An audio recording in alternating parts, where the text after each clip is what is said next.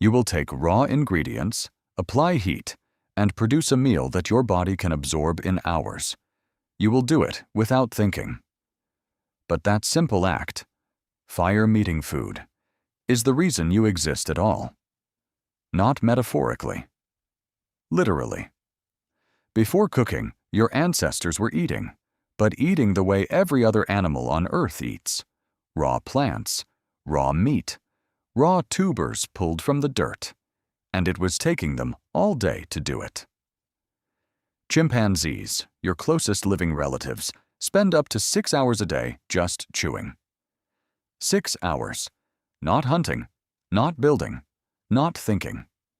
Just chewing, slowly breaking down food that the body can barely absorb. You do not do that. Why? The answer goes back roughly 1.9 million years. That is when something shifted in the fossil record. Homo erectus, your direct ancestor, suddenly appeared with a smaller jaw, smaller teeth, a shorter gut, and a dramatically larger brain. Paleoanthropologist Richard Wrangham noticed something that most scientists had overlooked. These changes did not appear randomly. They appeared together, and they all pointed to one thing: cooked food. Wrangham spent years developing what he called the cooking hypothesis. The idea is simple but staggering. Cooking does not just make food taste better. It pre-digests it. Heat breaks down the cellular walls of plants. It denatures proteins in meat, making them easier for your stomach to process. It kills pathogens. And most importantly, it radically increases the number of calories your body can extract from the same amount of food. A raw sweet potato gives your body roughly 50 calories. Cook that same sweet potato, and your body absorbs closer to 200. The food did not change. The fire did. Your ancestors who learned to use fire were suddenly getting 4 times the energy from the same meal. That surplus went somewhere. It went to the one organ that burns more energy than any other in your body: your brain. Neuroscientist Suzana Herculano-Houzel ran the numbers. A human brain contains about 86 billion neurons. Maintaining those neurons requires roughly 20% of your entire daily calorie intake. Without cooking, without that caloric surplus, you could not afford to run a brain this size. The math simply does not work. You would need to eat for 9 hours a day, like a gorilla, just to power the neurons you're using right now to read this. So cooking did not just feed you, it built you. And here is where it gets stranger. Because once your ancestors were cooking, the fire changed more than their biology. It changed their social lives. Researcher Michael Pollan has written about how the hearth became the first gathering point for human groups. Fire is not portable. You cannot run with it. You have to stay near it. And so for the first time, your ancestors started returning to a fixed location every evening. They started sharing food. They started sitting together, in the dark, waiting.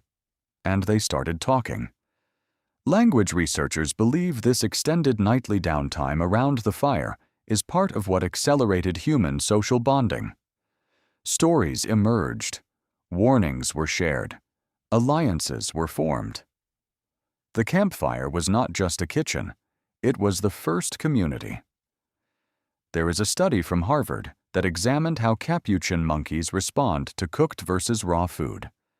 When given a choice, the monkeys consistently preferred the cooked version, even though they have no cultural exposure to fire. The preference for the richer, softer, warmer food appears to be hardwired. A bias your body inherited from ancestors who learned, long ago, that heat equals energy equals survival. You still carry that bias. It is the reason a warm meal feels like comfort on a cold day. It is the reason the smell of food cooking can stop you mid-step from across a building. And here is the counterintuitive twist. Modern nutritional science has spent decades promoting raw food diets as somehow more natural, more aligned with human biology. but Wrangham's research suggests the opposite may be true. Cooking is not a departure from your nature. It is the foundation of it. Raw food is what your body was doing before it became what it is now. Your jaw is small because cooking did the hard work. Your gut is short because fire pre-processed the nutrients. Your brain is massive because a cooked meal freed up the calories to grow it. Every time you stand at a stove, you're not just making dinner. You're participating in the oldest and most consequential technology in human history. The technology that made human history possible in the first place.